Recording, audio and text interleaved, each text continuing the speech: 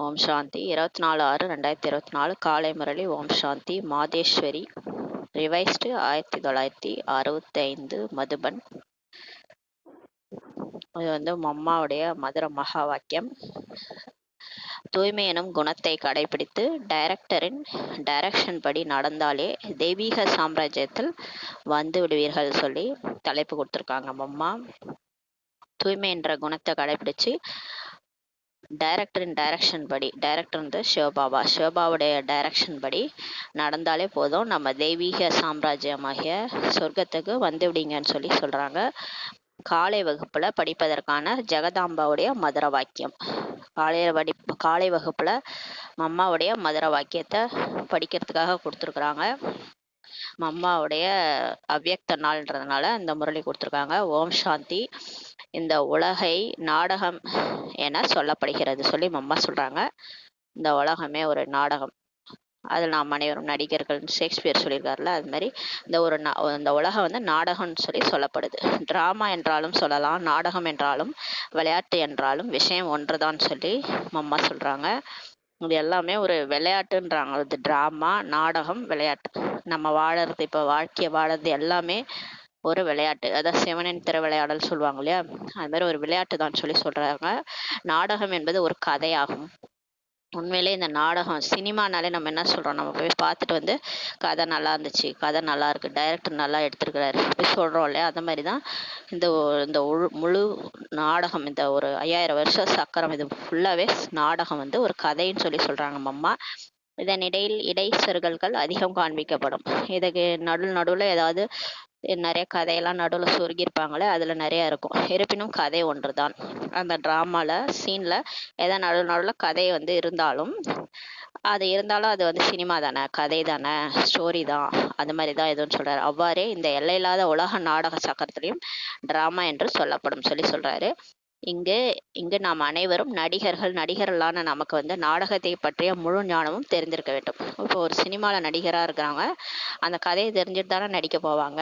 Director யாரு, படம் என்ன, ஹீரோ ஹீரோயின் யாரு, என்ன கதை, எல்லாம் தெரிஞ்சுட்டு தானே நடிக்க போவாங்க. இங்கே அதே மாதிரி நாமளும் எல்லாருமே நடிகர்கள். அப்போ இந்த நாடகத்தை பற்றி முழு ஞானம் நமக்கு தெரிஞ்சிருக்கணும்னு சொல்லி மம்மா சொல்றாங்க. இந்த கதை எதன் அடிப்படையிலானது, இதன் ஆரம்பம், முடிவு, நடிகர்கள், கதாநாயகன், கதாநாயகி யார், எந்தெந்த நடிகர்கள் எப்போது வருவாங்க, இதனுடைய இயக்குனர் யாரு, படைப்பாளர் யாரு என்ற முழு விவரமும் தெரிய வேண்டும் சொல்லி மம்மா சொல்றாங்க.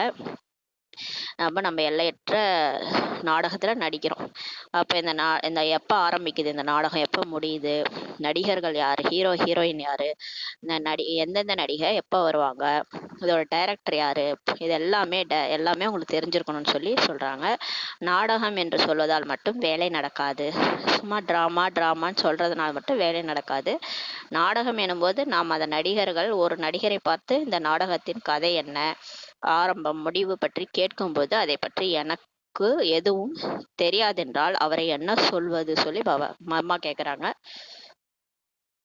நாடகத்துல நடிச்சுக்கிட்டு ஒரு நடிகர்கிட்ட போயிட்டு இன்னொரு நடிகர் வந்து இந்த நாடகத்தினோட கதை என்ன, ஆரம்பம், முடிவு, இதை பற்றிலாம் தெரியாதுன்னு சொன்னால் நல்லாவா இருக்கும்னு சொல்லி சொல்கிறாங்க. இவர் தன்னை நடிகன் என்கிறார், எதுவும் தெரியவில்லையே என்பார்கள் இல்லையா. அந்த சினிமாவில், எல்லைக்குட்பட்ட சினிமாவில் இந்த சினிமாவில் நடிக்கிறேன்றா, இந்த கதையே தெரியாதுன்றான்னு சொல்லி எவ்வளோ கிண்டல் பண்ணுவாங்க இல்லையா.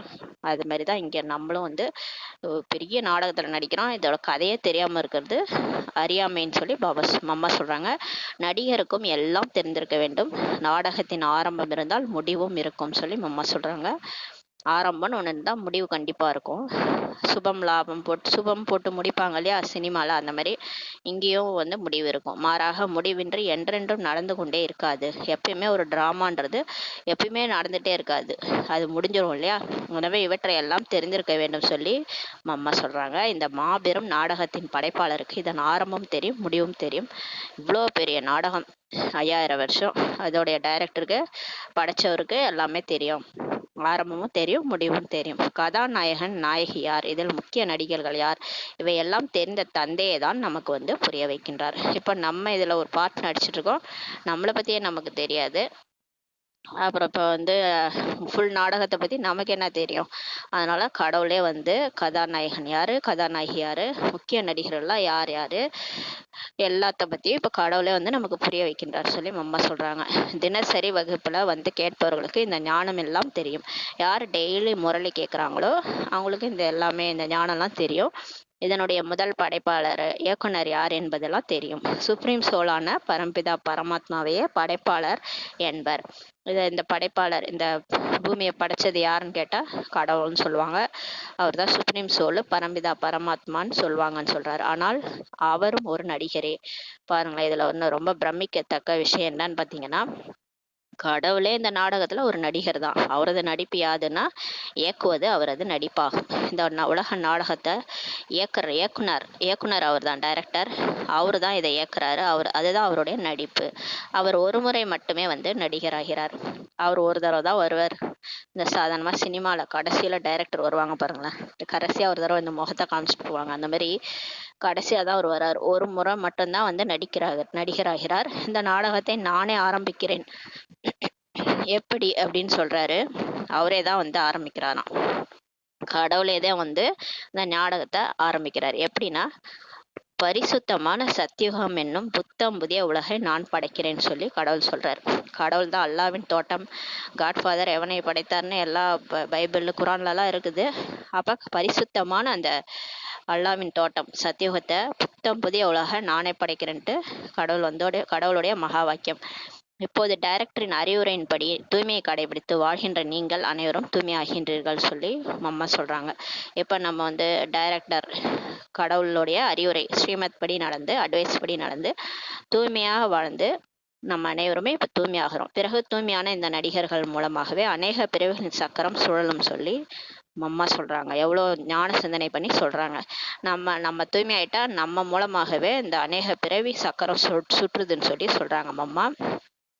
தந்தையே சொல்கிறார், தூய்மையான மனிதர்களே தெய்வீக ராஜ்யத்திற்கு செல்வார்கள். கடவுள் வந்து சொல்றாரு, யார் தூய்மையானவங்களோ அவங்க தான் சொர்க்கத்துக்கு போக முடியும். அந்த ராஜ்யம் இரு யுகமாக இருக்கும். சூரிய வம்சம் சந்திர வம்சமாக நடைபெறும். பிறகு அந்த நடிகர்களின் நடிப்பு முடிவடையும் போது சிறிது கீழே இறங்கி வாம மார்க்கத்துக்கு வரைகின்றனர் சொல்லி அம்மா சொல்றாங்க. நடிகர்கள் அங்கே சூரிய வம்சம் சந்திர வம்சத்தில் நடித்து முடித்த பிறகு கொஞ்சம் கொஞ்சமாக அவங்க கரைப்படையும் போது ராவண ராஜ்யம் வரும்போது வாம மார்க்கத்தில் போயிடுறாங்க. அப்போ வந்து அதுக்கப்புறம் மற்ற தர்மங்கள்லாம் வராங்கன்னு சொல்லி அம்மா சொல்கிறாங்க. அப்புறம் இப்ராஹிம் வராரு, இஸ்லாம் தர்மத்தை ஸ்தாபனை செய்கிறாரு. அப்புறம் புத்த தர்மம், அப்புறம் கிறிஸ்துவ தர்மத்தை ஸ்தாபனை செய்கிறார். இந்த தர்ம ஸ்தாபனைகள்லாம் வரிசையாக வந்து அவங்கவுங்க தர்மத்தை ஸ்தாபனை செய்கின்றனர். இதுதான் கதை, இதுதான் ஸ்டோரி. எல்லையற்ற 5000 வருஷத்தினுடைய சக்கரத்தினுடைய கதையை வந்து சொல்கிறாங்க அம்மா. இந்த நாடகத்தின் கதை எங்கிருந்து துவங்கி எங்கே முடிவடைகிறது பாருங்கள் சொல்லி அம்மா சொல்கிறாங்க. பாருங்கள், எங்கேருந்து தொடங்குது? சத்தியுகத்தில் தான் தொடங்கி எங்கள் கலியுகத்தில் வந்து முடியுது. இதற்கிடையில் மற்ற பல செருகல்கள் எப்படி வந்தது? இதுக்கு நடுவில் இடையில நிறைய பேர் வராங்க இல்லையா? இதனை அமர்ந்து தான் தந்தை தான் வந்து புரிய வைக்கின்றார். இப்படி நாடகம் முடிவடையும் நிலையில் உள்ளது.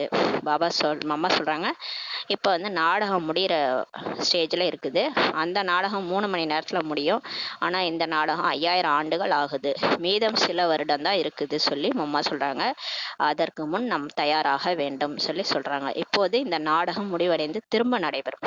இப்ப இந்த ஸ்டோரி ஃபுல்லா முடியுது, கதை முடியுது. நாடகம் முடிஞ்சு நம்ம எல்லாரும் என்னென்ன பாட்டு நடிச்சோன்னு கடைசியா காட்சி காட்டுவாரு. முதல்ல யார் நடிக்க வந்தாங்க, அப்புறம் இப்ராஹிம் யாரு, புத்தர் யாரு, கிறிஸ்து யாரு, அவங்களாம் வேற வேற வேஷத்துல நடிச்சிட்டு இருக்கிறாங்க. எல்லாரையும் பாபா எமர்ஜ் பண்ணி கடைசியில காட்சி காமிச்சு இவங்க தான் இவங்கன்ட்டு காட்டுவாரு. ஆனா எல்லாரும் சாதாரணமா நடிகர்களா தான் நடிச்சிட்டு இருப்பாங்க. இப்ப நம்மள மாதிரிதான், நமக்கு நம்மளை பத்தியே தெரியல. அது மாதிரிதான் அவங்களுக்கும் அவங்க அவங்க அவங்க தான் தெரியாது. புத்தர் நான் தான் புத்தர்னு அவருக்கு தெரியாது. அந்த மாதிரி அவர் சாதாரண வேஷத்துல நடிச்சிட்டு இருப்பாரு. அது மாதிரி கடைசியா பாபா வந்து எல்லாருக்கும் இந்த ஞானத்தை புரிய வச்சு ஞானம் மூலமா எல்லாருமே காட்சி மூலமா தெரிய வருவாங்க, உலகத்துக்கே தெரிய வருவாங்க. அப்ப நாடகம் முடிவடைஞ்சு திரும்ப நடைபெறும் சொல்லி அம்மா சொல்றாங்க. இந்த கதையாவும் புத்தியில் இருக்க வேண்டும்.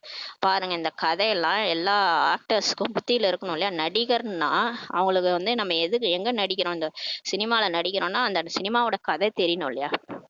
கதை தெரியாம நடிச்சிட்டு இருக்கிறதுக்கு பேர் என்ன சொல்றது? அதனால இந்த கதையெல்லாம் புத்தியில இருக்கணும்னு சொல்லி அம்மா சொல்றாங்க. இதனையே ஞானம் என்று சொல்லப்படும். அப்ப இதை தான் ஞானம் சொல்லப்படுது. இந்த ஞானம் யாருக்கு புத்தியில ஃபுல்லா இருக்குதோ அவங்க தான் ஞானவான் சொல்ல முடியும். ஞானக்கடல் சிவத்தந்தையினுடைய குழந்தைகள், மாஸ்டர் ஞானக்கடல். ஏன்னா நமக்கு இந்த ஃபுல் ஸ்டோரியும் தெரியுது, இந்த கதை ஃபுல்லா தெரியுது. பாபா சொல்றாரு, இப்போது பாருங்கள், தந்தை வந்து புதிய பாரதம் என்னும் புதிய உலகை படைத்து கொண்டிருக்கிறார். இப்ப அம்மா சொல்றாங்க, தந்தை வந்து இப்ப புது பாரதத்தை உருவாக்குறாரு. பாரதம் புதிதா இருந்தபோது உலகம் இவ்வளவு பெரிதா இருக்குல்ல, சின்ன பாரதம் ஆளிலை ஷேப்ல இருந்தது. இன்று பாரதம் பழசாயிடுச்சு, உலகமும் பழசாயிடுச்சு. தந்தை வந்து அழியாத கண்டமான பாரதத்தை பழமையான நமது தேசம்ட்டு சொல்றாரு. இந்த அழிவற்ற கண்டம்னு பாரதம் சொல்லப்படுது. புண்ணிய ஸ்தலம் சொல்லப்படுது. பாரதம் எங்க இருக்கிறவங்களும் இன்னைக்கு கூட சொன்னாங்க, ஜப்பான்ல இருக்கிறவங்க கூட பாரதத்தின் மேல ஒரு தனி இது வச்சிருக்கிறாங்க, தனியா மரியாதை வச்சிருக்கிறாங்க. ஏன்னா அவங்க வந்து அங்க ஜப்பான்ல வந்து புத்தருடைய வழிதான் ஃபாலோ பண்றாங்க. எல்லாமே அங்க புத்திஸ்ட் தான். அதனால புத்தர் வந்து பாரதத்துல இருந்து வந்ததுனால பாரதத்தை ஒரு தனியா மரியாதை கொடுக்குறாங்க. எல்லாருமே யோகானாலே பாரதத்தை தேடி வராங்க. பாருங்க, அந்த அளவுக்கு பாரதம் வந்து ரொம்ப ஒரு புண்ணிய ஸ்தலமா மரியாதைக்குரியதா தெரியுது. ஆனா வந்து நமக்கு தான் வந்து அதோட அருமை தெரியல. பாரதத்துல தான் நம்ம இருக்கிறோம், ஆனா வந்து அதோட அருமை தெரியல. தந்தை வந்து அழியாத கண்டமான பாரதத்தை பழமையான நமது தேசம்ட்டு சொல்றாரு. ஏனெனில் மற்ற தேசங்களில் இதுவும் ஒரு துண்டாகி விட்டது சொல்லி பாபா சொல்றாரு. மற்ற தேசங்கள்ல எப்படி இருக்குது, அது பழமையானது கிடையாது, எல்லாமே துண்டாகி துண்டாகி இருக்குது. அப்புறம் கடைசியா வந்துதான் இணையுது. ஆனால் உண்மையில் அகிலம் முற்றிலும் ஒரு பாரதத்தின் ராஜ்யமாக இருந்தது சொல்லி அம்மா சொல்றாங்க. ஆனா உண்மையிலே பாத்தீங்கன்னா அகிலம் முழுதுமே, முழு உலகமுமே பாரதமா தான் இருந்தது. பாரதத்தின் ராஜ்யமா தான் ஒரு காலத்துல இருந்தது. அன்றைய பாரதம் தங்க குருவி, பொற்குருவி என பாடப்பட்டது. வெறும் தங்க மாளிகைகளா இருந்தது பாரதத்துல. பூமி முழுவதும் ஒரு பாரதத்தின் கட்டுப்பாட்டுல தான் இருந்தது. ஒரு காலத்துல ஒரே ராஜ்யம், ஒரே தர்மம் தான் இருந்தது சொல்லி அம்மா சொல்றாங்க. அன்று சுகமே முழுமையாக இருந்தது. பாரதம் ஃபுல்லா சுகம்தான் இருந்தது. இன்று எங்கே உள்ளது சொல்லி அம்மா கேட்குறாங்க. எனவே பாபா கூறுகிறார், இதனை அழித்து மீண்டும் ஒரு ராஜ்யம், ஒரு தர்மம், பழமையான அதே புதிய பாரதம், புதிய உலகம் அமைக்கின்றேன், புரிந்ததா சொல்லி பாபா சொல்றாங்க. பாபா சொல்றார் நமக்கு எதுக்காக இந்த உலகத்தை அழிக்கிறாரு. ஏன்னா அது பழமையான துக்கம் நிறைந்த உலகம் ஆயிட்டதுனால ஒரே ராஜ்யம், ஒரே தர்மம், பழமையான அதே புதிய பாரதத்தை நான் அமைக்கிறேன்னு சொல்லி டைரக்டர் சொல்றாரு. இந்த உலகில் துக்கம், வியாதி, அகால மரணம் ஏதுமே இல்லை. அந்த உலகில் சொர்க்கத்துல துக்கமும் இருக்காது, வியாதி இருக்காது, அகால மரணமும் இருக்காது. அத்தகைய வாழ்வை பெற முயற்சி செய்யுங்கள். இப்ப பாபா சொல்ல வராரு, இப்போ வந்து நீங்க முயற்சி பண்ணி அந்த மாதிரி ஒரு வாழ்வை அமைச்சு கொள்றதுக்காக முயற்சி செய்யுங்க. இலவசமா கிடைச்சிருமா என்ன? ஏதாவது ஃப்ரீயா கொடுப்பாங்களா என்ன? இங்க வந்தா இது ஃப்ரீ, இது வாங்கினா இது ஃப்ரீ, அந்த மாதிரி எல்லாம் இங்க கிடையாது. முயற்சி செய்யணும், சிறிதேனும் முயற்சி தேவை சொல்லி பாபா அம்மா சொல்றாங்க. கொஞ்சமாவது முயற்சி செய்யணும் இல்லையா? ஏதாவது செஞ்சாதான், நம்ம வாழைப்பழத்தை உரிச்சு வாயில வச்சா கூட முழுங்கணும் இல்லையா? நம்ம முழுங்கினா தானே. ஏதாவது ஒரு முயற்சி செய்யணும், அப்பதான் தேவதையாக முடியும். விதை விதைத்தால் தான் அறுவடை செய்யலாம், விதைக்காமலே எப்படி பயனடைவது சொல்லி அம்மா கேக்குறாங்க. விதை விதைச்சாதானே அறுவடை செய்ய முடியும், பலன் கிடைக்கும். நம்ம விதைக்காம எதுவுமே பண்ணாம தேவதையாகணும், சொர்க்கத்துக்கு போகணும்னா எப்படி ஆக முடியும்? அமிர்த வேலை ஏந்திருக்கணும், குறைஞ்சது முரளியாவது படிக்கணும், ஆத்ம உணர்வுக்காக அசரீரி பயிற்சி செய்யணும், அடிக்கடி பாபாவை நினைவு செய்யணும். பாபா சொல்றது பாபாவை நினைக்கணும், அவ்வளவுதான். ஆத்மான்னு புரிஞ்சு பாபாவை நினைக்கிறது தான் இதுல வந்து நம்ம சாதாரணமா பாபாவை நினைச்சோம், பக்தி மார்க்கத்துல லிங்கத்தை வழிபட்டோம், தேக உணர்வுல வழிபடுறது வேஸ்ட். ஆத்ம உணர்வுல நான் ஆத்மா, இந்த உடல் இல்லை அப்படின்னு புரிஞ்சு பரமபிதா பரமாத்மா சிவனை நினைவு செய்யணும். இந்த உடலே நான் இல்லை, அந்த மாதிரி அன்புல ஆத்ம உணர்வுல நினைவு செய்யும் போது தான் நமக்கு பாவம் அழியும். அந்த ஒரு பயிற்சியை நம்ம செய்யணும். விதைக்காம எதுவுமே பயனடைய முடியாது சொல்லி அம்மா சொல்றாங்க. இது கர்ம கஷேத்திரம். இந்த கர்ம பூமியில கர்ம செயலனும் விதை விதைக்க வேண்டும் சொல்லி அம்மா சொல்றாங்க. இப்போ வந்து நம்ம கர்ம கஷேத்திரத்துல இருக்கிறோம். இந்த கர்ம பூமியில எல்லா கர்மம் செஞ்சுதான் ஆகணும். சாப்பிட்றது கூட ஒரு கர்மம்னு சொல்லியிருக்காரு பாபா. சாப்பிட்றது, எதுனால தூங்குறது கூட ஒரு கர்மம் தான். அதை கூட நம்ம சிரேஷ்டமா செய்யணும். சாதாரணமா செஞ்சோம்னா சாதாரண செயலாயிடும். சிரேஷ்டமா பாபா நினைவுல செய்யும் போது அது சிரேஷ்ட கர்மம் ஆயிடும். இந்த கர்மா நம்ம விதை விதைக்கணும். இங்க விதையை விதைக்கணும். எப்படி கர்மா பண்ணணும் பாபா சொல்லி கொடுத்துருக்காரு நமக்கு, அந்த மாதிரி செய்யணும். எந்த செயலை விதைப்போமோ அதையே பெறுவோம். நம்ம என்ன செய்கிறோமோ அதுதான் நமக்கு கிடைக்கும் இல்லையா? அதான் கர்மா. கர்மானாலே என்ன, அது பூமராங்குன்னு சொல்லுவாங்க. அது நம்ம என்ன செய்கிறோமோ அது நமக்கே வரும். அப்போ நல்லது செஞ்சால் நல்லது நடக்கும், கெட்டது செய்தால் கெட்டது நடக்கும். அதனால் தந்தை வந்து இப்போ எப்படி செயல் செய்யணும், செயல் எனும் விதை விதைக்க கற்பிக்கின்றார். பாபா வந்து நமக்கு அகர்மா விக்கர்மா சுகர்மா எல்லாமே கற்றுக் கொடுத்துருக்கிறாரு இல்லையா? ஆத்ம உணர்வுல செயல் நடக்கும்போது அது அகர்மாவாயிடுது. நம்ம காமம் கோபம் பற்று ஆசை அகங்காரத்துக்கு வசப்பட்டு நம்ம எந்த செயல் செய்தாலும் அது விக்ரமம் பாவம் கர்மம் ஆயிடும். அதை தான் இப்போ வந்து எப்படி சரி செய்யறதுன்னு பாபா வந்து சொல்லி கொடுக்குறாரு. நம்ம வந்து பாபா நினைவுல காரியம் செய்யும்போது அது சுகர்மாவாயிடுது. எந்த காரியம்னாலும் பாபா ஆத்ம உணர்வுலேருந்து பாபா நினைச்சிட்டு செய்யும்போது அது சுகரமாயிடும். வயலை உழுவதற்கு கற்பிக்கின்றார். இப்போ வயல் எப்படி உழறதுன்னு கற்பிக்கிறாரு. விதைக்கிறது பராமரிக்கிறது எப்படி என்பதற்கான பயிற்சியை கூட பாபா தருகின்றார். இப்போ வயலில் வந்து இப்போ விதை போட்டால் தான் முளைக்கும் இல்லையா? அதனால் வயலை உழறது எப்படி, விதைக்கிறது எப்படி, பராமரிக்கிறது எல்லாமே பாபா வந்து இப்போ கற்றுக் கொடுக்குறாரு. தந்தை வந்து நமக்கு கர்மம் செயலெனும் விவசாயம் செய்வது எப்படி, தனது செயலை உயர்வாக செய்யுங்கள், நல்ல விதை விதைத்தால் நல்ல பலன் கிடைக்கும் சொல்லி கொடுக்குறாரு. நற்செயல் செய்யும் போது விதைக்கேற்ப நல்ல பலன் கிடைக்கும் சொல்லி பாபா சொல்றாரு. நல்லது செஞ்சால் நல்லது கிடைக்கும். செயலெனும் விதை சக்தி வாய்ந்ததாக இல்லையெனில் கெட்ட விதை விதைத்தால் பலன் என்னவாக கிடைக்கும்? இப்போ நம்ம செயல் செய்கிறோம், அது சக்திசாலியா இல்லை அப்படின்னா அது என்னவாயிடும், சாதாரணமாயிடும். இல்லைன்னா கெட்ட விதை விதைச்சோன்னா என்ன ஆயிடும், பலன் என்னவாக கிடைக்கும், நல்லதாவே கிடைக்காது இல்லையா? அதான் பாபா சொல்றாரு, நீங்கள் உண்பது பருகுவது அனைத்தாலும் துக்கம் அமைதியின்மை கிடைக்கின்றது சொல்லி பாபா சொல்றாரு. இப்போ நம்ம பாபா நினைவு இல்லாமல் எது சாப்பிட்டாலும் அது விஷம். ஏன்னா இப்போ வந்து ஒரே கலப்படமா இருக்குது இல்லையா? நம்ம அப்படியே வாங்கி அப்படியே சாப்பிட்டோம்னா அது எல்லாத்துலேயுமே அது என்ன இருக்குது, துக்க வைப்ரேஷன்ஸ் தான் இருக்குது. அது விவசாயத்துலேருந்தே உருவாகி வர்றதுலேருந்தே ஒரே இது மெடிசைன் என்னென்னமோ கலக்குறாங்க இல்லையா? எல்லாத்துலேயும் அது என்ன சொல்கிறது, இதெல்லாம் கலக்குறாங்க நிறையா. நமக்கு எல்லாமே பெஸ்டிசைட்ஸ் இன்செக்டிசைட்ஸ்ன்ட்டு நிறையா போட்டு அதில் எல்லாமே விஷமாக தான் இருக்குது. அதனால் அதை நம்ம என்ன பண்ணணும், பாபா நினைவில் சாப்பிடணும். சமைக்கும் போது பாபா நினைவில் சமைக்கணும்.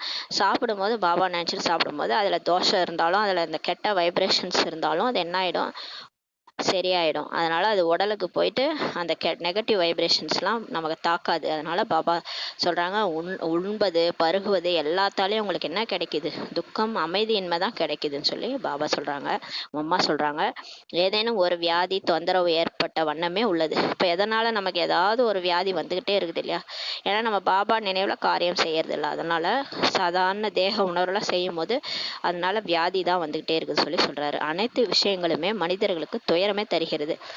எல்லா விஷயங்களையும் இப்போ பாருங்க, ஒன்று விடாமல் எல்லா விஷயமுமே நமக்கு துயரம் தான் வருது சொல்லி அம்மா சொல்கிறாங்க. எனவே பாபா கூறுகின்றார், இப்போது உங்களுடைய கர்மத்தை நான் உயர்தரமாக மாற்றுகின்றேன். இப்போ கடவுளே வந்துட்டார், வந்து நமக்கு நல்ல கர்மம் செய்யறதுக்கு சொல்லித்தராரு. நல்ல தரமான விதை விதைத்தால் பழமும் நல்லதாகவே கிடைக்கும் சொல்லி அம்மா சொல்கிறாங்க.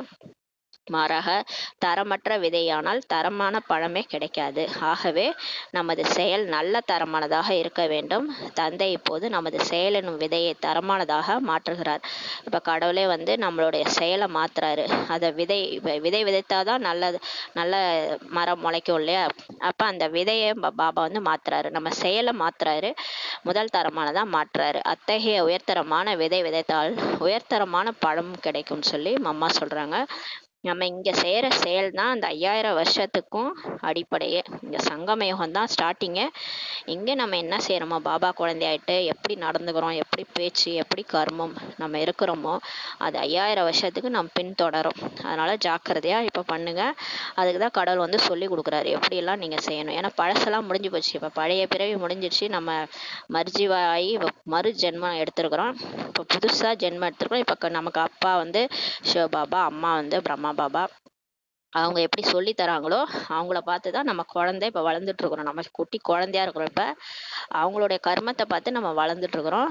அப்போ அப்பா அம்மா எப்படி அப்படிதானே குழந்தை. அந்த மாதிரி உயர்தரமான செயலை சொல்லி கொடுக்குறாங்க ரெண்டு பேரும். அதை கற்றுக்கிட்டு போகும்போது எடுக்க போகிற அடுத்த 5000 வருஷத்துக்கு நம்ம எடுக்க போகிற பிறவிகள்லாம் உயர்தரமான வாழ்க்கை நமக்கு அமையும். அதனால நல்ல விதை விதைச்சிங்கன்னா நல்ல பழம் கிடைக்கும் சொல்லி மம்மா சொல்றாங்க. ஆகவே தனது செயல் எனும் விதையை நல்லதாக மாற்றுங்கள்னு சொல்லி மம்மா சொல்றாங்க. நல்ல விதை விதைக்க பயிலுங்கள். அப்போ ஒவ்வொரு நாளும் நான் நல்ல விதை விதைக்கிறேன்னா என்னோட செயல் மூலமா யாருக்கும் துக்கம் இல்லை தானே அப்படின்னு செக் பண்ணுங்க. இந்த அனைத்து விஷயங்களையும் புரிஞ்சுக்கிட்டு தனது முயற்சியில் ஈடுபடுங்கள் சொல்லி மம்மா சொல்றாங்க. நல்லது. இப்போது 2 நிமிடம் அமைதி. மம்மா வந்து ட்ரில் கொடுக்குறாங்க. அமைதியில் இருக்க சொல்றாங்க. 2 நிமிஷம் அமைதியில் இருங்க. அமைதியின் பொருள் நான் ஆத்மா. அமைதினாலே நான் ஆத்மா. அமைதி முதன்மையானது, பிறகு சப்தம் வருகிறது. ஃபர்ஸ்ட் தான் அமைதி. அமைதிக்கு பிறகு நம்ம சப்தத்துல வரோம், அதுக்கப்புறம் தான் சத்தமே வருதுன்னு சொல்லி மம்மா சொல்றாங்க. தந்தை சொல்கிறார், அமைதிக்கு செல்லுங்கள். கடவுள் வந்தாலும் என்ன சொல்றாரு? அமைதிக்கு போயிருங்கன்னு சொல்றாரு. நமது உலகமே அமைதியானது. நம்ம இருக்கிற இடம் வீடே சாந்தி தாமம். சாந்தி தான் நமது சுய தர்மம். ஆத்மாவுடைய சுய தர்மமே அமைதி தான். நம்ம அமைதியை தேடி காட்டுக்கு போக தேவையில்ல. அமைதி நம்மகிட்டே தான் இருக்குது. நான் ஆத்மான்னு உணர்ந்தாலே அது சாந்த ஸ்வரூபம். நமக்குள்ளாரே அமைதி, நமக்கு நாமளே அமைதி கொடுத்துக்க முடியும். வெளியில எங்கேயுமே தேட தேவையில்ல சொல்லி சொல்றாங்க.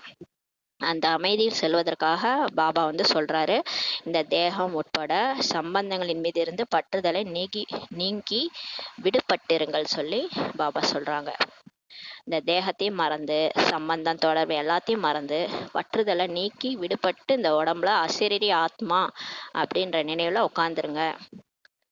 பரந்தாமனுடைய குழந்தையாகி என்னை நினையுங்கள் சொல்லி பாபா சொல்றாரு. எனது இல்லத்திற்கு வந்து விடுங்கள் சொல்லி பாபா சொல்றாரு. இப்ப நம்ம ஆத்மான்ட்டு உணர்ந்து பாபா குழந்தையாகி அவரை நினைக்கணும். பாபாவை பரந்தாமத்துக்கு வந்துருங்கன்னு சொல்லி சொல்றாரு. இப்போது செல்வதில் கவனம் வையுங்கள். இப்போ வந்து பாபாட்ட செல்றதுல அட்டென்ஷன் வைக்கணும். போறதுன்னா இப்பயே போறது கிடையாது, அந்த ப்ராக்டிஸ் பண்றோம். உடம்புல இருந்துகிட்டே அசரீரி பயிற்சி பண்றோம். இப்ப வர்றதுல கவனம் வைக்காதீங்க. இறுதி நேரத்தில் செல்வதில் கவனம் வைங்க. இறுதி நேரத்தின் நினைவே நற்கதி தரும். கடைசியாக அந்த உடலை விட்டு போகும்போது நம்ம எந்த நினைவில் போகிறோமோ அந்த நினைவில் தான் நமக்கு அடுத்த பிறவி கிடைக்கும். அதுதான் நற்கதி தரும் சொல்கிறாங்க மம்மா. இப்போது எவர் மீதும் பற்றுதல் கூடாது. இப்போ யார் எந்த தேகதாரி மீதும் பற்று வைக்காதீங்க. ஏன்னா எந்த தேகமும் பர்மனண்ட் கிடையாது இல்லையா? யார் வேணா எப்போ வேணாலும் சரீரம் விடலாம். அதனால யார் மேலேயும் பற்று வைக்காதீங்க. தேகத்தின் மீதும் பற்று கூடாது, நம்ம தேகத்தின் மீதும் பற்று கூடாது. ஏன்னா நம்மளும் சரீரம் விட்டுருவோம். எப்போ வேணாலும் யார் வேணாலும் சரீரம் விட்டுலாம். இந்த தேகம் போயிடும். நம்ம ஆத்மா பறந்து பாபாட்ட போகணும். இதுதான் முக்கியம்.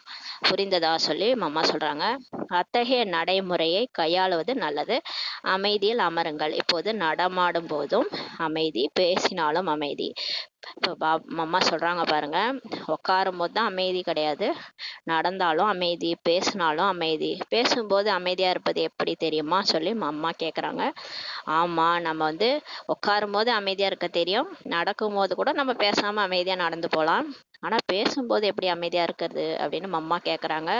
தெரியுமான்னு சொல்லி கொடுக்குறாங்க நமக்கு. பேசும்போதும் நமது புத்தியின் நினைவில் நான் ஆத்மா, தூய்மையான அமைதியான ஆத்மா என்பதை நினைவில் வைப்பது. இதுதான் வந்து பேசும்போது அமைதின்னு சொல்றாங்க மம்மா. அதாவது யாருக்கிட்டயா பேசிட்டு இருக்கும்போது கூட புத்தியில என்ன நினைவு இருக்கணும்? நான் ஆத்மா, தூய்மையான அமைதியான ஆத்மா அப்படின்னு நினைவுல வைக்கணும். இதுதான் வந்து பேசும்போது அமைதியில இருக்கிறது. இதை ப்ராக்டிஸ் பண்ணணும். நம்ம இனிமேல் பேசும்போது இதை ப்ராக்டிஸ் பண்ணணும். நான் ஆத்மா, தூய்மையான அமைதியான ஆத்மா. பேசும்போது நான் ஆத்மா இந்த வாய் மூலமாக பேசுறேன் என்பதை கவனத்தில் வைப்பது. அதே மாதிரி பேசும்போது நான் ஆத்மா இந்த வாய் மூலமா பேசுறேன். ஆத்மா வந்து கவனம் எங்க போகணும்னா நெற்றி புருவத்துல ஜொலிச்சிட்டு இருக்கிற நான் தான் ஆத்மா, இந்த வாய் மூலமா பேசுறேன் அப்படின்றத கவனம் வைக்கணும். இதனை ஆதாரமாகி கொண்டு பேசுகின்றேன் என்பதை பழக்கப்படுத்தி கொள்ள வேண்டும். எப்ப பார்த்தாலும் பேசும்போது இந்த வாய் மூலமா நான் பேசுறேன், நான் யாரு? ஆத்மா, நெற்றி புருவத்துல இருக்கிறேன். இதை பழக்கப்படுத்திக்கணும். அவ்வாறே கண்ணை ஆதாரமாக்கி கொண்டு பார்க்கின்றேன். இந்த கண்ணை வச்சு நான் பார்க்கிறேன். எப்போது எது தேவையோ அப்போது அதனை ஆதாரமாக கொண்டு செயல்படுகின்றேன். இப்போ கை வேணும்னா கையை யூஸ் பண்ணுறேன், கால் வேணும்னா கால் யூஸ் பண்ணுறேன், நடக்கும்போது காலை யூஸ் பண்ணுறேன். எப்போது எந்த உறுப்பு வேணுமோ அதை நான் தான் யூஸ் பண்ணுறேன், நான் ஆத்துமா. இந்த பயிற்சி பண்ணுங்க. அப்போ பேசும்போது ஆத்ம உணர்வுலேருந்து எப்படி பேசுறது, அமைதியாக எப்படி பேசுறதுன்ட்டு அம்மா வந்து சொல்லி கொடுக்குறாங்க. இவ்வாறு ஆதாரமாக கொண்டு செயல்படும் போது குஷி அதிகமாகும் சொல்லி அம்மா சொல்லி கொடுக்குறாங்க. சூப்பராக சொல்லி கொடுக்குறாங்க. தவறே நிகழாது. இந்த மாதிரி நீங்கள் பண்ண ஆரம்பிச்சிட்டிங்கன்னா செயல் பண்ணும்போது குஷி அதிகமாகும், உங்கள் மூலமாக தவறே நிகழாதுன்னு சொல்லி அம்மா சொல்கிறாங்க. நல்லது. பாப்தாதா மற்றும் தாயின் இனிமையில இனிமையான மிக நல்ல என்றென்றும் அமைதியை அனுபவம் செய்கின்ற குழந்தைகளுக்கு அன்பு நினைவுகள் மற்றும் காலை வணக்கம். நல்லது. சந்தேஷி உடல் மூலமாக அல்மைட்டி பிதா உச்சரித்த மகா வாக்கியம். இப்போ வந்து சந்தேஷி ஒருத்தவங்க பாபாவை சந்திக்க போனாங்க. சந்தேஷினா இங்கே தியானத்தில் டிரான்ஸில் போய் பாபாவை சந்திக்க போவாங்க. சூட்சுமவதனத்துக்கு போய் பாப்தாதாவை பார்க்க போவாங்க. அப்போ அவங்க உடல்லே வந்து பாப்தாதா வருவார். வந்துட்டு அது மாதிரி குல்சாதாதி தான் போவாங்க. அவங்க உடம்புலே வந்துடுவார் பாபா. வந்து சிவபாபா வந்து மாதேஸ்வரினா மம்மாவுக்காக உச்சரித்தாரு இந்த மகா வாக்கியத்தை. அது பாயிண்டாக கொடுத்துருக்காங்க, அது பார்க்கலாம். ஃபர்ஸ்ட் பாயிண்ட் வந்து, ராதை சிரோன்மணி மகளே, நீ நிதமும் எனக்கு நிகராக தெய்வீக செயலிலேயே ஈடுபட்டிருக்கிறாய். அதாவது சுத்த வைஷ்ணவ சொரூபம் நீயே, சுத்த சேவை செய்கின்றாய். எனவே சாட்சாத் எனது சொரூபமும் நீயே சொல்லி பாருங்க. பரமாத்மா எப்படி புகழறாரு, அம்மாவை புகழறாரு. எந்த குழந்தை தந்தையின் அடியை பின்பற்றவில்லையோ அவரிடமிருந்து நான் விலகி இருக்கிறேன் சொல்லி சொல்றாரு பாபா. சொல்றாரு, ஏனெனில் குழந்தை என்றாலே அவசியம் தந்தைக்கு நிகராக இருக்க வேண்டும். அப்பா சொல்ற பேச்சு கேட்டாதான் அப்பாவுக்கு வந்து குழந்தைய பிடிக்கும் இல்லையா? அதனால யார் என்ன பின்பற்றுறாங்களோ அவங்க கூடவே நான் இருப்பேன், பின்பற்றாதவங்கள்ட்ட நான் விலகி இருக்கிறேன்னு சொல்லி சொல்றாரு. இப்போது உருவாகின்ற இந்த விதிமுறை சத்தியகம் திரேதாயுகம் வரையிலும் நடைபெறுகின்றது. அங்கு எப்படி தந்தையோ அப்படியே மகன் இருப்பாங்க. ஆனால் துவாபரயுக கலியுகத்துல அப்படி தந்தையை போல மகனே இருக்கிறது இல்ல. இப்போது தந்தைக்கு நிகராக மாற பயிற்சி செய்விக்கப்படுகிறது. பாருங்க, இப்ப நம்ம எல்லாரும் சிவபாபா பேச்சு கேட்கறதுனால சத்தியகம் திரேதாயுகத்துல எல்லாருமே அப்பா எப்படியோ அப்படிதான் மகனும் இருப்பாங்களாம். ஆனா துவாபரக கலியுகத்துல இருந்து இந்த ராவண ராஜ்யம் வந்ததுல இருந்து அப்பா மாதிரி மகன் இருக்கிறது இல்ல, மாறி மாறி இருக்கிறாங்க. அதனால இப்போது தந்தைக்கு நிகராக மாறுறதுக்கு பயிற்சி, பாப் சமான் ஆகிறதுக்கு பயிற்சி செய்விக்கப்படுகிறது சொல்லி பாபா சொல்றாரு. ஆனால் அங்கு இயல்பாகவே தந்தையை போன்றே மகன் இருப்பதாக சட்டம் அமைக்கப்பட்டுள்ளது. அந்த அனாதி சட்டமே இந்த சங்கம சமயத்தில் ஈஸ்வர் தந்தை நேரில் வந்து ஸ்தாபனை செய்கிறார். அந்த சட்டத்தையே கடவுள் தான் வந்து ஸ்தாபனை செய்கிறாரு. எப்படி தந்தை போன்று மகன் இருப்பதற்கான சட்டம் வந்து இங்கேதான் அமைக்கப்பட்டுள்ளதுன்னு சொல்லி சொல்றாரு. இரண்டாவது பாயிண்ட், இனிமையான தோட்டக்காரரின் இனிமையான முயற்சி செய்யும் மகளே, இப்போது நீ மிகவும் ரமணிகரமாக இனிமையாக மாறவும் வேண்டும், மாற்றவும் வேண்டும். இப்போது உலக அரசாங்கத்தின் சாவி நொடியில் பெறுவதும் பெற வைப்பதும் உன் கையில் உள்ளது. வாராய், அல்மைட்டி அனைத்து ஜீவாத்மாக்களின் எஜமானன். இந்த கர்ம பூமியில் வருகின்ற பொழுது முழு உலகமே ஆனந்தமயமான இல்லமாகிறது. எப்போ வந்து கடவுள் இந்த உலகத்துக்கு வராரோ, ஜீவாத்மாக்களுடைய எஜமானன் இந்த பூமியில வரும்போது முழு உலகமே ஆனந்தமாக மாறிடுது அப்படின்னு சொல்லி சொல்றாரு. இது அதே நேரம் ஜீவ ஆத்மாக்களின் எஜமானன் அவ்வியக்த நிலையில் சிருஷ்டியை இயக்கி கொண்டிருக்கிறார். ஆனால் எப்போது அவர் மானுடல் தரித்து எஜமானனாக கர்ம பூமியில் வருகிறாரோ அப்போது சத்தியகம் திரேதாயுகத்தின் சமயத்தின் ஜீவாத்மாக்கள் அனைவரும் சுகமடைகிறார்கள். அவர் எப்போ வந்து ஒரு உடம்புக்குள்ளார வராரோ, எஜமானனாகி கர்ம பூமியில வராரோ, அப்ப சத்தியயுகத்துல திரேதாயுகத்துல நடிச்ச ஆத்மாக்கள் எல்லாருமே சுகமடைகிறாங்கன்னு சொல்லி சொல்றாரு. அங்கு சத்திய சாம்ராஜ்யம் திறக்கப்படுகின்றது. யாரெல்லாம் ஈஸ்வரிய சுகம் பெற முயற்சி செய்கிறார்களோ அவர்களுக்கு அங்கே சதா காலத்திற்கு சுகம் கிடைக்கிறது. இந்த சமயத்தில் அனைத்து ஜீவாத்மாக்களும் சுகதானம் கிடைப்பதில்லை, முயற்சியே பலனை தருகிறது. அதாவது இந்த சமயத்துல நீங்க எதிர்பார்க்குற சுகம் கிடைக்காது, சுகதானம் கிடைக்கிறதுல முயற்சி தான் பலன் தருது. இப்போ முயற்சி செஞ்சா நமக்கு வந்து சத்தியகம் திரேதாயுகத்துல சுகம் கிடைக்கும்னு சொல்றாரு. யாரெல்லாம் ஈஸ்வரனுடன் யோகம் செய்தார்களோ அவர்களுக்கு ஈஸ்வரன் மூலமாக முழுமையாக சுகதானம் கிடைக்கிறது சொல்லி பாபா சொல்றாரு. மூன்றாவது பாயிண்ட், ஆஹா, நீ அதே சக்தி ஆவாய். தனது ஈஸ்வரிய சக்தியின் வர்ணத்தால் இந்த அசுர உலகை அழித்து தெய்வீக உலகை ஸ்தாபனை செய்கிறாய். பிறகு அனைத்து சக்திகளின் மகிமை வெளிப்படுகிறது சொல்லி பாபா அம்மாவுக்காக சொல்றாரு. இப்போது அந்த சக்தியை உன்னுள் நிரப்பி கொண்டிருக்கிறாய். இப்போ பாபா நினச்சி சக்தியை நிரப்பிட்டு இருக்கிறாங்க அம்மா. நம்மளும் அதே மாதிரி தான். நீ சதா தனது ஈஸ்வரிய பலம் மற்றும் பெருமிதத்தில் இருந்தால் சதா அளவற்ற மகிழ்ச்சியில் இருப்பாய். நித்தம் மலர் முகம், நான் யாருடையவன் என்ற பெருமிதம் இருக்க வேண்டும். மலர்ந்த முகத்தோடு நான் யாரு, நான் ஆத்மா, நான் யாருடையவன், பரம்பிதா பரமாத்மாவுடைய குழந்தை என்ற பெருமிதம் இருக்கணும். நமது சௌபாக்கியம் எவ்வளவு பெரிய பதவி. இப்போது நீ முதலில் தனது சுயராஜ்யம் பெறுகிறாய், பிறகு சத்தியுகத்தில் யுவராஜ் ஆவாய். ஆக எத்தனை பெருமிதம் கொள்ள வேண்டும் சொல்லி பாபா சொல்றாரு. தனது பாக்கியத்தை பார்த்து குஷியில் இரு. தனது அதிர்ஷ்டத்தை பாராய். எவ்வளவு பெரிய லாட்டரி கிடைத்துள்ளது, புரிந்ததா? லக்கியஸ்ட், மிக மிக அதிர்ஷ்டசாலியான தெய்வீக மலர் குழந்தை சொல்லி மம்மா சொல்றாரு பாபா. 4வது பாயிண்ட், இந்த மங்களகரமான சங்கமயுகத்துல சுயம் நிராகார பரமாத்மா மானுடலில் இந்த ஈஸ்வரிய தொழிற்சாலையை திறந்துள்ளார். இது ஒரு தொழிற்சாலைன்னு சொல்றாரு. இங்கு எந்த ஒரு மனிதரும் தனது அழியும் பழைய பொருட்களை கொடுத்து அழிவற்ற ஞான ரத்தினங்களை பெற முடியும். இந்த தொழிற்சாலைக்கு யாரெல்லாம் வராங்களோ அவங்க அழிய போற பொருளெல்லாம் கொடுத்துட்டு, பழைய பொருளை கொடுத்துட்டு அழிவற்ற ஞான ரத்தினங்களை எடுத்துட்டு போக முடியும். இந்த அழியாத ஞான ரத்தினங்களின் தொழில் மிகவும் சூட்சுமமானதுன்னு சொல்லி பாபா சொல்றாங்க. பாருங்க, இந்த ஞான முரளி என்ன பண்ணுது? இது அழிவற்ற ஞான முரளி ரத்தினங்கள். இதோட தொழில் ரொம்ப சீக்ரெட்டு. இது என்ன செய்யும்னு நமக்கு தெரியாது. இது புத்திக்குள்ள போயிட்டு அப்படியே ஒரு ஆளை மாத்துது. அவர் மந்திரவாதி மாதிரி மாத்துறாரு. அதான் சொல்றாரு பாருங்க, இந்த அழியாத ஞான ரத்னம் மிகவும் சூட்சமமானது. இதோடைய தொழில் ரகசியம் சூட்சமமானது. இது ஒரு ஃபேக்ட்ரி. இந்த ஃபேக்ட்ரிக்கு வரவங்களாம் என்ன ஆயிடுறாங்க? பழசை கொடுத்து புதுசா மாறிடுறாங்க. இதனை புத்தியால் பெற வேண்டும் சொல்லி பாபா சொல்றாரு. ஆனா இந்த ஞான ரத்தினங்களை நீங்க எப்படி வாங்கணும்? கையாலையா வாங்குவீங்க? சங்கர்கிட்ட போய் பாடுறாங்களே, ஜோலி பம்பம் ஜோலி, ஜோலியை நிரப்புங்க, ஜோலியை நிரப்புங்கன்னா பைய நிரப்புறது இல்ல, கையில வச்சுட்டு பைய எடுத்துட்டு போய் கடவுள்கிட்ட வாங்கிட்டு வர்றதில்ல. கடவுள்கிட்ட புத்தியால நிரப்பிக்கிறோம். இதனை இந்த ஞான ரத்னங்களை புத்தியால பெற வேண்டும் சொல்லி பாபா சொல்றாங்க. இது சாதாரண பொருள் அல்ல. இந்த ஞான ரத்னம் சாதாரண விஷயம் இல்ல. சாதாரணமா நினைச்சிடாதீங்க. கண்ணில் தென்பட மிக குப்தமான பொருளாக இருப்பதால் யாரும் இதனை கொள்ளையடிக்கவே முடியாது. இந்த ஞான முரளி நீங்க புத்தியில எவ்வளோ ஸ்டோர் பண்ணிக்கிறீங்களோ அதை யாரும் கொள்ளையடிக்கவே முடியாது. இந்த ஸ்தூல பொருள்லாம் பாருங்க, ஒரு நகை வச்சிருக்கிறோம், பணம் வச்சிருக்கிறோம், காசு ஏதாவது பொருள் வச்சிருக்கிறோம்னா யாராவது பிடுங்கிட்டு போயிடுவாங்க இல்லையா? யாராவது கொள்ளையடிச்சிட்டு போயிடுவாங்க, பார்க்கறதுக்கு தெரியும். ஆனா இந்த முரளி, இந்த ஞான பாயிண்ட்ஸ்லாம் எவ்வளோ மதிப்பு வாய்ந்தது தெரியுமா? அவ்வளோ மதிப்பு வாய்ந்த பொருள் இந்த முரளி. ரத்தினங்கள் ஒவ்வொன்றும் லட்சக்கணக்கான மதிப்பு வாய்ந்ததுன்னு பாபா முரளியில சொல்லியிருக்காருல. ஒரு வரி கூட அவங்களுக்கு லட்சக்கணக்கான மதிப்பு வாய்ந்தது. ஆனா பாருங்க, இதை யாராவது கொள்ளடிக்க முடியுமா? இதை நம்மள்ட்ட இருந்து யாராவது பிடிங்கிட்டு போக முடியுமா? யாராலையும் பிடிங்கிட்டே போக முடியாது. அதான் சொல்றாரு, கண்ணுக்கு தெரியாத இந்த குப்தமான பொருளாக இந்த ஞான முரளி இருக்கிறதுனால இதை யாருமே கொள்ளையடிக்க முடியாது. இந்த மிக உத்தம ஞானத்தை பெறுவதால் மிகவும் சங்கல்பமற்ற சுகமான மனநிலை பெற முடியும். இந்த ஞானத்தை டெய்லி நீங்க கேட்க கேட்க உங்களுக்கு நிர்சங்கல்ப சமாதி அவஸ்தா வரும், சுகமான மனோநிலை வரும், உங்களுக்கு எண்ணங்களற்ற நிலை வரும்.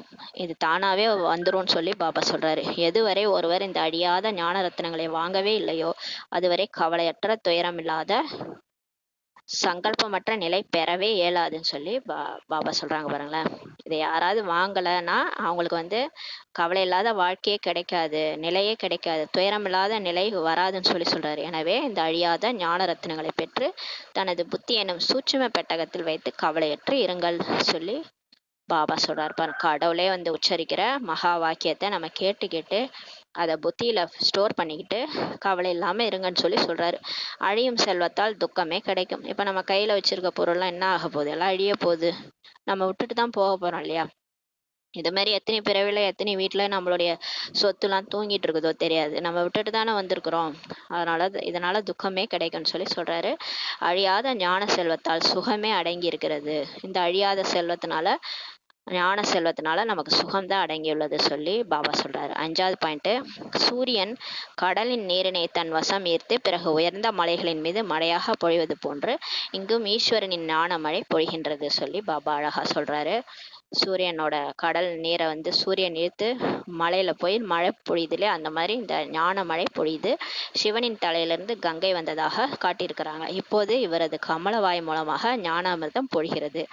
இந்த பிரம்மா பாபாவுடைய கமல வாய் மூலமா பகவானுடைய மகா வாக்கியம் கங்கை நீர் மாதிரி வருது. அதனையே அழிவில்லாத ஈஸ்வரிய கங்கைன்னு சொல்லப்படுது. அவர் மூலமாக பகீரதன் நீங்கள் தூய்மையாகி அமரர் ஆகின்றீர்கள். அந்த பாக்கிய ரதம் மூலமா நம்ம தூய்மையாகி அமரராகிறோம். இது கிரீடம் ஆவதற்கான அதிசயமான சங்கம். இங்கு வருகின்ற ஒவ்வொரு ஆணும் பெண்ணும் கிரீடதாரி ஆவீர்கள். இங்க யாரெல்லாம் வராங்களோ எல்லாருமே அவங்க கிரீடதாரி ஆயிடுறாங்க. உலகமே மண்டலி என்று கூறப்படும். மண்டலி என்பது இடமாகும். இந்த இடம் எங்கே நிலை பெற்றுள்ளது? ஓம் சூட்சும நிலையில், அதாவது உள்ளிருக்கும் சுய தர்மத்தில். உலகம் முழுவதும் சுய தர்மத்தை மறந்து இயற்கையின் தர்மத்தில் நிலைத்துள்ளது. இப்போ பாருங்க, இந்த ஓம் வந்து சூட்சும நிலையில இருக்குது. உள்ளிருக்கும் சுய தர்மத்தில். ஓம் சாந்தி அப்படின்னா நான் ஆத்மா சாந்த ஸ்வரூபம், அது வந்து உள்ளார இருக்குது. ஆனால் இப்போ உலகம் முழுவதுமே அந்த சுய தர்மத்தை சாந்தின்றத, நம்ம தான் சாந்தி சாந்த ஸ்வரூபன்றதை மறந்து போய் இயற்கையின் தர்மத்தில் போய் நிலைச்சிருக்குதுன்னு சொல்லி பாபா சொல்றாரு. சக்திகளான நீங்கள் இயற்கையை மறந்து தனது சுய தர்மத்தில் நிலைத்துள்ளீர்கள். உலகமே அப்படி இருக்குது. ஆனால் நம்ம எப்படி இருக்கிறோம்? உலகத்தையே மறந்து இயற்கையே மறந்து இந்த உடலை கூட மறந்து நம்ம சுய தர்மத்துல அமைதியில இருக்கிறீங்கன்னு சொல்லி சொல்றாரு. 6வது பாயிண்ட், இவ்வுலகில் மனிதர்கள் அனைவருமே ஜோதி வடவான ஈஸ்வரனை நினைவு செய்கின்றனர். தன் கண்களால் கூட காண முடியாத அவர் மீது அன்பு கொண்டு ஈஸ்வரா உன்னில் என்னை ஏற்றுக்கொள் என்று சொல்கிறார்கள். உலகமே ஜோதி வடிவான ஈஸ்வரனை வழிபடுறாங்க. கண்ணால காண முடியலன்னா கூட அவர் மீது அன்பு கொண்டு ஈஸ்வரா என்னை ஏற்றுக்கொள்னு சொல்றாங்க. ஆனால் அதிசயம், சுயம் அந்த ஈஸ்வரனே நேரில் மானுடல் தரித்து வந்திருக்கும் போது அவரை அறியவில்லை. இப்படியெல்லாம் கூப்பிடுறவங்க பிரம்மா உடல்ல அவர் தான் வந்து பாடம் எடுக்கிறாரு, ஆனா அவரை நம்ப மாட்டாங்க. இது எவ்வளவு பெரிய அதிசயம்! ஈஸ்வர் மீது அன்பு கொண்ட பக்தர்கள் காணும் இடமெல்லாம் இறைவா நீயே நீதான் என்று கூறுகிறார்கள். பாருங்க, அந்த ஈஸ்வர பக்தர்கள் இருக்காங்களா, சிவன் கோயில்ல உட்காந்துருப்பாங்க. காண்ற இடம்லாம் நீதான் இருக்கிற அப்படின்னு சொல்லுவாங்க. அவர்கள் இந்த ஊனக்கண்களால் காண்பதில்லை. எனினும் புத்தியால் ஈஸ்வர் எங்கும் நிறைந்திருப்பதாக உணர்கிறார்கள். அவங்க வந்து தன்னுடைய அந்த கண்ணால பாக்குறது இல்ல கடவுளை, இருந்தாலும் புத்தியால எங்க பார்த்தாலும் இருக்கிறாங்கன்னு நினைச்சிருக்கிறாங்க. ஆனால் நீங்கள் சுயம் தந்தை சிவன் ஜோதி வடிவானவர் நேரில் மானுடல் தரித்து வந்துள்ளார் என்பதை அனுபவம் செய்கின்றீர்கள். ஆனா நீங்க பாருங்க, கடவுள் நேர்ல வந்துட்டாரு, இந்த பிரம்மா பாபா உடல்ல மானுடல் தரித்து வந்திருக்கிறாருன்றத அனுபவம் செய்றீங்கன்னு சொல்லி சிவபாபா சொல்றாரு. இப்போது என்னை நீங்கள் சுலபமாகவே வந்து சந்திக்க முடியும். இப்ப நீங்க ஈஸியா என்னை சந்திக்கலாம். ஆயினும் எனது குழந்தைகளே சிலர் தந்தையை தெரிந்து கொள்ளவில்லை. இருந்தாலும் என்ன பண்றது, சிலருடைய பாக்கியத்துல இல்ல. என்னுடைய குழந்தைகளே நான் யாருன்னு தெரிஞ்சுக்கிறது இல்லைன்னு சொல்லி சொல்றாரு. அவர்களுக்கு ஜோதி ஸ்வரூபம் மிகவும் பிரியமாக உள்ளது. அவங்க என்ன நினைச்சிட்டாங்க, கடவுள் ஜோதி வடிவானவர் நினைச்சுக்கிட்டு அப்படியே நினைச்சிட்டு இருக்கிறாங்க. ஆனால் சாக்கார மானுடலில் வந்துள்ளார். அந்த நிராகாரரை தெரிந்து கொண்டால் எவ்வளவு பிராப்திகளை பெறலாம். பிராப்தி என்பது மனிதர் மூலமாக தான் கிடைக்க முடியும். மாறாக ஈஸ்வரரை ஜோதி என புரிந்து தொலைவிலிருந்து பார்ப்பவர்களுக்கு பிராப்திகள் எதுவுமே கிடைக்காது சொல்லி பாபா சொல்றாரு. என்ன பண்றது, கடவுள் ஒரு மனித உடல்ல வந்து ஆதாரம் எடுத்து வந்துதான் நான் புரிய வைக்க முடியும். இவங்க மாட்டும் ஜோதின்னு நினைச்சிட்டு இருந்தா அவங்களுக்கு என்ன பிராப்தி கிடைக்கும்னு சொல்லி சொல்றாரு. அவர்கள் பக்தர்கள், எந்த ஞானமும் இல்லை. இப்போது மானுடலில் வந்துள்ள தந்தையை தெரிந்து கொண்ட ஞானி குழந்தைகள் தெய்வீக குணம் எனும் வாசனையால் நிரம்பிய மலர்கள் தந்தைக்காக தன்னையே அர்ப்பணிக்கின்றனர் சொல்லி பாபா சொல்றாரு. பாருங்களேன், அவங்கெல்லாம் பக்தர்கள். அவங்க வந்து ஜோதி சுரூபம்னு நினைச்சிட்டு இருக்கிறாங்க. அவங்களுக்கு எந்த ஞானமும் இல்லை. ஆனா இப்போ நான் வந்திருக்கிறேன் ஒரு உடல் ஆதாரம் எடுத்து. ஆனா ஞானி குழந்தைகள், என்னுடைய குழந்தைகள் தெய்வீக குணம் என வாசனையினால நிரம்பிய மலர்கள் வந்து தந்தைக்காக என்ன பண்ணிட்டாங்க, தன்னுடைய வாழ்க்கைய தன்னையே அர்ப்பணிச்சிட்டாங்க சொல்லி பாபா சொல்றாரு. இதனால் அவர்களுக்கு பல பிறவிகளுக்கு முழுமையான தெய்வீக அழகு நிறைந்த தேகம் கிடைக்கின்றது. தன் உடலையும் தன் சம்பந்தம் தொடர்பையும் இல்லறத்தையே தியாகம் பண்றவங்களுக்கு பல பிறவிகளுக்கு அவங்களுக்கு தெய்வீக அழகு நிறைந்த உடல் கிடைக்குதுன்னு சொல்லி பாபா சொல்றாரு. 7வது பாயிண்ட், தன்னை புரிந்து கொள்வதாலேயே சரி எது, தவறு எது, சத்தியம் எது, பொய் எது என்பது பற்றிய தெளிவு பிறக்கிறது சொல்லி பாபா சொல்றாரு. நம்ம வந்து நம்ம ஆத்மா இந்த உடல் இல்லை அப்படின்னு கரெக்டா புரிஞ்சுக்கிறதுனால தான் கரெக்ட் எது, தப்பு எது, உண்மை எது, பொய் எதுன்ட்டு தெளிவு பிறக்கும்னு சொல்றாரு. இந்த ஈஸ்வரிய ஞானத்தினால்தான் உண்மை தெரியுது. இதனால் எந்த தீய சகவாசமும் ஆக்கிரமிக்க முடியாது. யாரெல்லாம் இந்த ஞானம் அடைஞ்சிருக்காங்களோ அவங்களுக்கு தீய சகவாசத்தினால எதுவுமே அவங்கள மாற்ற முடியாது, ஆக்கிரமிக்க முடியாது. அறியாமை இருளில் இருப்பவரையே தீய சகவாசம் கீழே தள்ளும். இப்போ யாரெல்லாம் அறியாமையில் இருக்கிறாங்களோ, அந்த ஞானத்தை நம்பாமல், கடவுளை நம்பாமல், சத்தியம் எது பொய் எது சரி எது தவறு எதுன்னு புரிஞ்சுக்காம இருக்கிறாங்களோ அவங்கள தான் தீய சகவாசம் கீழே தள்ளும். அவங்க என்ன பண்ணுவாங்க, போய் கெட்டவங்களோட சேர்ந்துக்கிட்டு இங்கே பகவானுக்கே வந்து இடையூறு செய்வாங்க. அவங்கள வந்து கீழே தள்ளும் மாயான்னு சொல்றாரு. இப்போது எங்குமே உண்மை இல்லாததால் நம்பிக்கையின்றி எழுதி வாங்குகின்றார்கள். மனிதரின் சொல்லு பொய்யாக வெளிப்படுகிறது. இப்போ உண்மையே இல்லாதனால எதா இருந்தாலும் எழுதி எழுதி வாங்குறாங்கல்ல. எதுவுமே சொல்றது உண்மை இல்லை, எல்லாம் பொய்யா இருக்கிறதுனால எல்லா இடத்துலயும் எழுதி வாங்குறாங்க. ஏன்னா மனுஷங்க பேசுறதே பொய்யா இருக்குதுன்னு சொல்லி பாபா சொல்றாரு. உண்மை இருந்தால் ஒவ்வொரு சொல்லும் பூஜிக்கப்படும். உண்மையை பேசணும்னா ஒவ்வொரு சொல்லையுமே பூஜிப்பாங்கன்னு சொல்றாரு. தெய்வீக தந்தையின் சொல் ஒவ்வொன்றும் மகா வாக்கியமாக சாஸ்திரமாக எழுதப்பட்டுள்ளது. கடவுளே வந்து உச்சரிச்ச சொல்ல ஒவ்வொன்றத்தையும் மகா வாக்கியமா சாஸ்திரமா எழுதப்பட்டிருக்குது. அதை தான் கீதைன்னு சொல்லி நம்ம வழிபடுறோம் இல்லையா. ஒவ்வொரு இந்துக்கள் வீட்லயும் கீதையை வச்சு அப்படி வழிபடுறாங்க. அத கீதை அது ஒவ்வொன்றும் கடவுளுடைய மகா வாக்கியம். அந்த சத்திய மகா வாக்கியங்களை கையாளுவதால் ஈஸ்வரிய தன்மை வருகிறது. அது மட்டுமல்லாது இதனை படித்து படித்து ஸ்ரீகிருஷ்ணரையும் பிரம்மாவையும் சாட்சாத்காரம் கிடைக்க பெறுகிறார்கள். அதை படிக்க படிக்க அவங்களுக்கு காட்சியா கிடைக்குது. ஸ்ரீகிருஷ்ணர் காட்சி, பிரம்மா காட்சிலாம் கிடைக்குது அப்படின்னு சொல்லி பாபா சொல்றாரு. 8வது பாயிண்ட், கடைசி பாயிண்ட். ஆஹா, தூய கமல இதயம், கமலகரம், கமல கண்கள் பெற்ற மகளே. பாருங்க, அம்மாவை வந்து சிவபாபா எவ்வளோ அழகா புகழறாருன்னா, தூய கமல இதயமே அப்படியே தாமரை மாதிரி இருக்குது, தூய்மையான தாமரை மாதிரி இருக்குது. கமலகரம், கை கூட கமலகரம், கண்கள் கூட கமல கண்கள் பெற்ற மகளே ராதை, உமது அங்கமெங்கும் தாமரையாக உறுதியாக மாறிவிட்டது. உடம்பே தாமரை மாதிரி இருக்குது, தாமரை மலர் மாதிரி இருக்கு. ஏன்னா சேற்றில் இருந்தாலும் செந்தாமரை மாதிரி அவங்க வாழ்ந்துட்டு போயிருக்கிறாங்க. அதனாலதான் அவங்க உடலே தாமரை மாதிரி பாபாவுக்கு காட்சி அளிக்குது. ஆனால் முதலில் ஆத்மா தூய்மையாக உறுதியாகும் போதே முழு தேகமும் தூய உறுதித்தன்மை பெறுகிறது.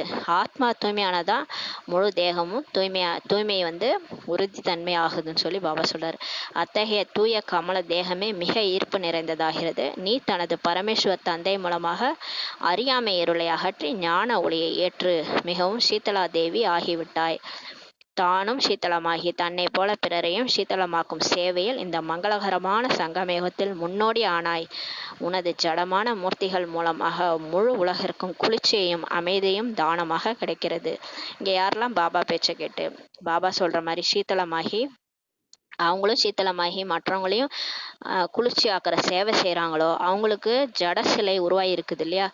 துவாபரேகத்தில் அவங்க ஜட மூர்த்திகள் அங்காள பரமேஸ்வரி, இது மம்மாவுக்கு இருக்கிற சிலைகள்லாம் இது அங்காள பரமேஸ்வரி, துர்க்கை, அந்த மாதிரி அவங்களுக்கு தான் அந்த காளி, எல்லா சிலையும் அம்மாது தான்.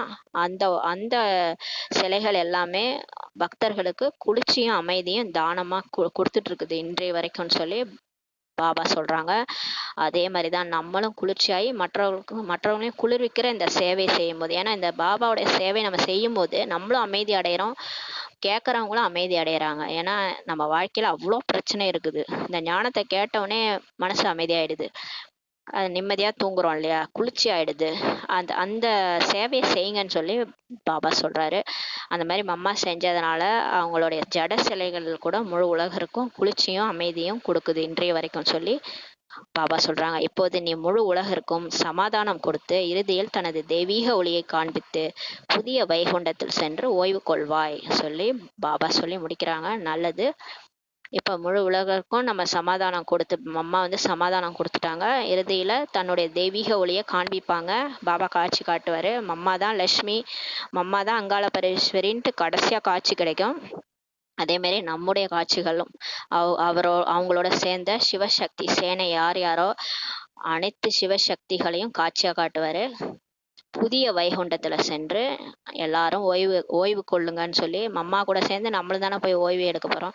ஓய்வு கொள்வாய் அப்படின்னு சொல்லி பாபா முடிக்கிறாரு. நல்லது. வரதானம். பாபா எனும் ஒரு சொல்லை சாவியாக கொண்டு அனைத்து பொக்கிஷங்களையும் பெறுகின்ற பாக்கியவான் ஆத்மா ஆகுக என்ற வரதானம் கொடுக்கிறாரு. ஒரே ஒரு மந்திர சொல் தான், பாபா. அதை சாவியா வச்சுக்காங்க, எல்லா பொக்கிஷத்தையும் பெறுங்க. ஒரு பெரிய பெட்டி இருக்குது, அதோட சாவி கிடைச்சா அதுக்குள்ள இருக்கிற பொக்கிஷம் தான் நமக்கு தானே. அந்த பொக்கிஷத்தோடைய பெட்டியோடைய சாவியே பாபா என்ற சொல் தான் சொல்லி பாபா சொல்றாரு. பாபான்னு சொல்லிட்டீங்கன்னா போதும், எல்லா பொக்கிஷமும் கிடைச்சிட்டு உங்களுக்கு. அப்ப பாக்கியவான் ஆத்மா அகன்ற வரதானம் கொடுக்குறாரு. விஸ்தாரமான ஞானத்தை தெரிந்து கொள்ள முடியவில்லை என்றாலும், பிறருக்கு சொல்ல முடியவில்லை என்றாலும், பாபா என்ற சொல்லை மட்டும் மனதார ஏற்றுக்கொண்டு உள்ளத்தில் பதித்து பிறருக்கு சொன்னாலே போதும், விசேஷ ஆத்மா ஆவீர்கள் சொல்லி பாபா சொல்றாங்க. பாருங்க எவ்வளவு சூப்பரா சொல்றார் பாபா. பாருங்க, இவ்வளோ ஞானம் இருக்குதே, இதெல்லாம் நமக்கு சொல்ல தெரியலையே, சேவை பண்ண தெரியலையேன்னு கவலைப்பட வேணாம். விஸ்தாரமா ஞானத்தை சொல்ல முடியலனா கூட, பிறருக்கு போய் சொல்ல முடியலனா கூட, பாபான்னு சொல்ல மட்டும் மனசால ஏத்துக்கிட்டு, உறுதியா ஏத்துக்கிட்டு, பிரம்மா பாபா உடல்ல வந்திருக்குது, சிவபாபா தான், அவர் கடவுள் தான், என்னுடைய அப்பா தான் வந்துட்டாருன்ட்டு நம்பி மனசார ஏத்துக்கிட்டு உள்ளத்துல பதிச்சுக்கிட்டு பாபா என்ற சொல்ல பிறருக்கு சொன்னாலே போதும், நீங்க விசேஷ ஆத்மா ஆவீங்கன்னு சொல்லி பாபா சொல்றாரு. அப்படிதான் இந்த வயதான மாதாஸ்லாம் பாருங்க, பாபா பாபா பாபா பாபான்னு தான் சொல்லிட்டு இருப்பாங்க. ஞானம் சொல்ல தெரியாது. இதோடைய ஃபுல் ஞானம் கேட்டா அவங்களுக்கு தெரியாது. சத்தியகம் திரேதாயுகம்லாம் சொல்லுங்கன்னா தெரியாது. ஆனாலும் உண்மையான ஒரு அன்போட பாபான்னுவாங்க. அவங்கள்ட்ட இருக்கிற பைசாவை கொண்டு வந்து சேவையில கொடுப்பாங்க, வந்து சென்டர்ல சேவை செய்வாங்க.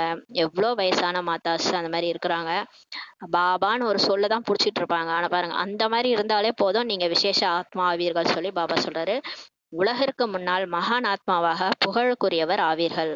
அந்த மாதிரி நீங்க இருந்தாலே உலகத்துக்கு முன்னாடி நீங்க தான் மகான் ஆத்மா, அந்த புகழுக்குரியவரா ஆவீங்கன்னு சொல்லி சொல்றாரு. ஏனெனில் பாபா என்னும் ஒரு சொல்லே பாக்கியம் முழுவதற்கான சாவி ஆகும். ஏன்னா அந்த ஒரு சொல் தான் எல்லா பாக்கியத்திற்கான சாவி அப்படின்னு சொல்லி சொல்றாரு. உளமாற தெரிந்து ஏற்றுக்கொள்வதே சாவியை பயன்படுவதற்கான விதிமுறையாகும். ஆனா ஒண்ணு, உளமாற தெரிந்து ஏத்துக்கணும், இவர் தான் கடவுள், பிரம்மா பாபா உடல்ல வந்திருக்கிறவரு சிவபாபா என்னுடைய அப்பா தான், உளமாற நம்புறீங்களா, ஏத்துக்கிறீங்களா? தெரிந்து ஏத்துக்கிட்டீங்கன்னா தான் அந்த சாவியை பயன்படுத்துவதற்கான விதிமுறையாகும் சொல்லி பாபா சொல்றாங்க. மனதார பாபா என்று சொல்லுங்கள், பொக்கிஷம் அனைத்தையும் முன்னால் வந்து நிற்கும் சொல்லி சொல்றாரு. மனசார பாபான்னு சொன்னீங்கன்னா போதும், உங்களுக்கு முன்னாடி எல்லா பொக்கிஷமும் வந்து வந்து நிற்கும்னு சொல்லி பாபா சொல்றாரு. ஸ்லோகன்: பாப்தாதா மீது அன்பிருந்தால் அந்த அன்பில் பழைய உலகையே அர்ப்பணித்து விடுங்கள் சொல்லி சொல்றார். இந்த சாதாரணமா வந்து இந்த லவ்வர்ஸ் இருப்பாங்களா, என் மேல அன்பு இருந்தா வீட்டை விட்டு ஓடி வர மாட்டியான்னு சொல்லி கேட்பாங்க. என் மேல உனக்கு அன்பு இருக்குல்ல, எல்லாத்தையும் விட்டுட்டு ஓடிவான்னு அந்த மாதிரி பாபா கேட்கிறாரு. பாப்தாதா மீது அன்பு இருந்துச்சுன்னா அந்த அன்புல இந்த பழைய உலகையே மறந்துருங்க, என்கிட்ட வாங்கன்னு சொல்லி சொல்றாரு. பழைய உலகையே அர்ப்பணித்து விடுங்கள் சொல்லி பாபா சொல்றாரு. உண்மையான அன்பு என் மேல இருக்கா, அந்த அன்புல இந்த பழைய உலகையே அர்ப்பணிச்சிருங்கன்னு சொல்லி பாபா சொல்றாங்க. ஓம் சாந்தி. நன்றி பாபா, நன்றி டிராமா, நன்றி பரிவாரம். ஓம் சாந்தி.